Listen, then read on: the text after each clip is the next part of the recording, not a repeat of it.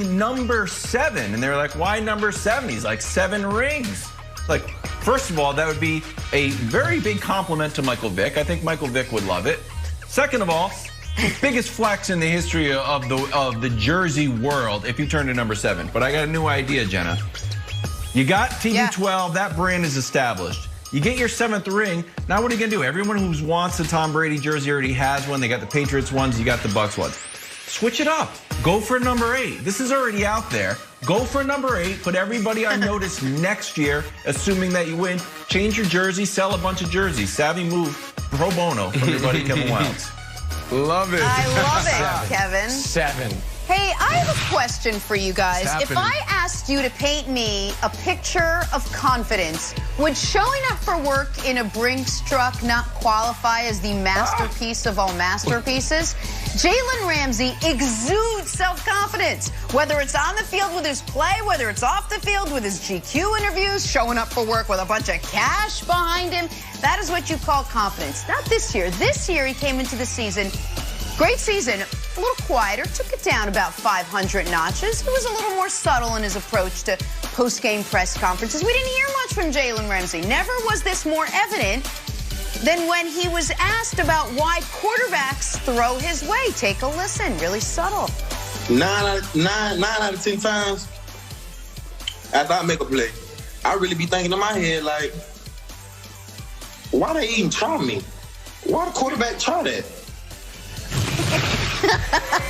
9 out of 10 times after I make a play, I'm thinking, why they even try me? Jalen Ramsey, perhaps everything I said was wrong. Versus. All right, speaking of quiet confidence, you got your Kansas City Chiefs. Can they defend their Super Bowl title? Yeah, they can for 2 reasons. Tyreek Hill and Travis Kelce, both unguardable, both playing some unbelievable ball. Both can probably beat Scotty Too Hotty in a foot race. Here's Patrick Mahomes on his top 2 targets. They're playing really good football right now. I think that's the biggest thing. I'm just taking what's there, trying to get the ball to the guys in space. I'm never someone that kind of chooses who I'm throwing to. I just throw it to whoever's open. And so those guys have been getting open. I've been able to get them the ball, and I'm sure the Bucs have seen that as well. So I'm sure they'll have a game plan to try to slow those guys down, and we'll have to adjust to that. All right, Brandon, we sort of teased this at the top of the show. I know, he had the smirk going throughout. Can Tyreek and Travis go down as the best receiving duos of all time? Duo. Whoa, whoa, whoa, whoa. They're definitely amongst the greats, but I don't think they're going to go down as the greats, because when you think about duos, you think about Reggie Wayne and Marvin Harrison. You think about wide receivers, right? When you think about these guys, you have a tight end and you have an athlete. That's what you have. And the reason why this is an interesting conversation is because when you ask guys who their top 5 wide receivers are, the guy that's always overlooked, the guy that mostly missed the cut is always Tyreek Hill. Like, I did it early on this season, and Nick, you were like, Brandon, but what about? And then Essay, one of my friends, she's like, Brandon, what about? She's also from Kansas City. I'm like, you know what? You're right. We just had DK Metcalf and Justin Jefferson on I Am Athlete, and they gave their top 5, and neither one of them picked neither one of them picked Tyreek Hill. So I think there's this thing around Tyreek Hill where we think about him more of like a Devin Hester type guy, an athlete, instead of a wide receiver. He is redefining what it means to be wide receiver. So I'm glad that we're having this conversation, because it's time for us to respect what this dude is doing. You can put him in any type of offense with any quarterback, and he's still going to be prolific and electrifying. So Nick, right now, I don't think so, because the narrative around this guy, and we haven't said it, but it's more of like, you're Devin Hester, you're an athlete. So there's a lot to unpack here. Just real quick, that Mahomes soundbite, and we could play every soundbite he has from now until the Super Bowl. I guarantee you he's going to have that same kind of look. That wry, I'm hiding my smile, because I don't want to say the Chiefs are overconfident, but I think the Chiefs believe they can score 45 points in this Super Bowl. So go ahead and pack that one away. You can see it through I'm just letting you know. Now, as far as this specific question. That is a lot to unpack. The best receiving duo. Just look at him. He's like trying to hold back a laugh almost. Best receiving duos of all time. I'll come back. Let's go through the list just quickly. Lynn Swann and John Stallworth were the first great duo. It's impossible to compare their numbers to any of the contemporary duos because the game was so different. But that was the gold standard initially. And then some people would say Rice and Taylor, but that's got a bit of a Jordan and Pippen feel to it, where it's one guy was so great, the other guy wasn't quite on that level. And then you've got 3 all-time duos. Our former colleague and friend Chris Carter and Randy Moss set the gold standard, but they only did it for 4 years together, but the numbers are out of this world. Brandon mentioned Marvin and Reggie. The problem is they actually only did it for 3 years together at a super high level, 04, 05, 06.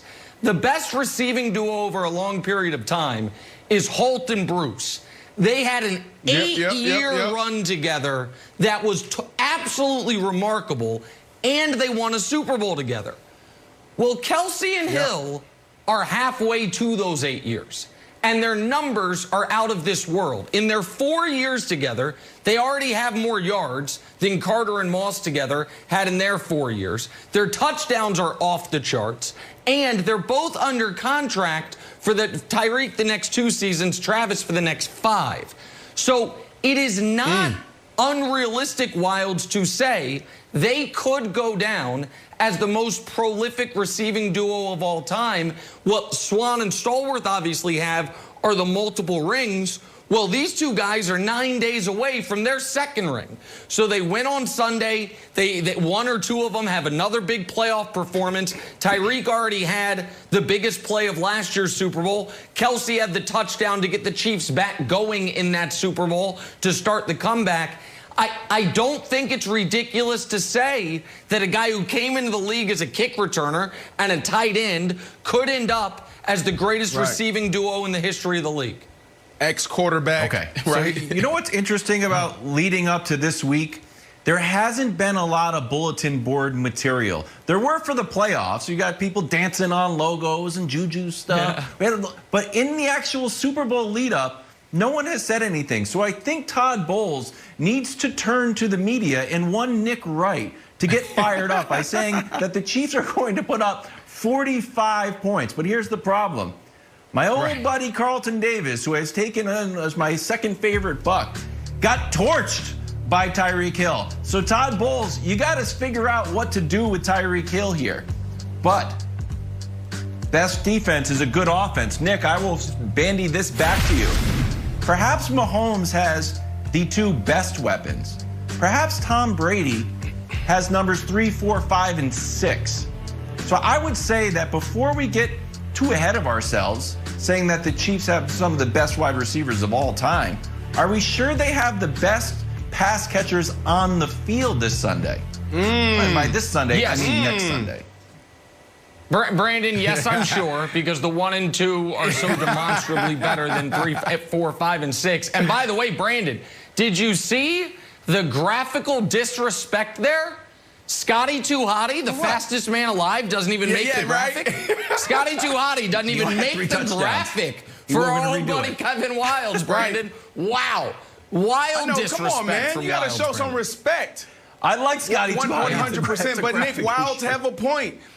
You got those guys on the other side can get it done, and it's only been what 5 or 6 games that they've really elevated to what we thought they would be coming into the year. They struggled all year. Now everybody's starting to find their way within this offense. So that's a great point by Wilds. But Nick, you said there's a lot to unpack here, and I can't just let you off the hook here. And I'm gonna be quick. All right, Jenna. But you talked about, oh, look at Patrick Mahomes' face. You see that smirk, and he's hiding his smile because he doesn't want to seem overconfident. Nick, I've been watching film, buddy, of that first matchup between those guys this year.